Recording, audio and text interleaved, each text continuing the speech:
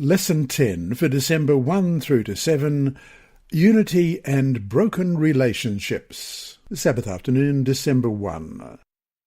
Before we start, let's pray. Our Heavenly Father, we open your word again. We thank you for it, and we thank you for the salvation that comes through Jesus Christ. And we thank you for the stories that we've been reading these past few weeks about how that story of the salvation that Jesus offers was taken to the world. We ask for your Holy Spirit to guide us this week as we study this lesson.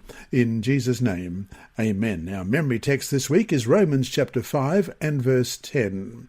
For if when we were enemies we were reconciled to God through the death of his Son, much more, having been reconciled, we shall be saved by his life. And let's read that again. Romans chapter 5 and verse 10. For if when we were enemies we were reconciled to God through the death of his Son, much more, having been reconciled, we shall be saved by his life. As we've seen, even after Pentecost, the relationship between believers was at times strained. The New Testament records repeated examples of the way that church leaders and individual members dealt with such challenges. These principles are extremely valuable for the church today. They reveal the positive results that can come when we use biblical principles to deal with conflicts and preserve our oneness in Christ.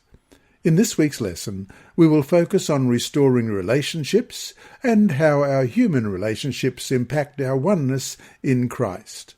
The ministry of the Holy Spirit involves bringing people closer to God and to one another.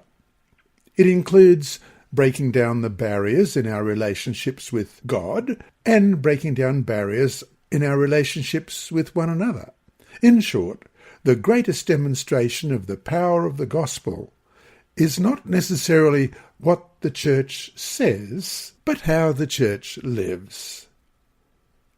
John 13 verse 35 reads, By this all will know that you are my disciples, if you have love for one another. Without this love, all our talk about church unity will come to nothing.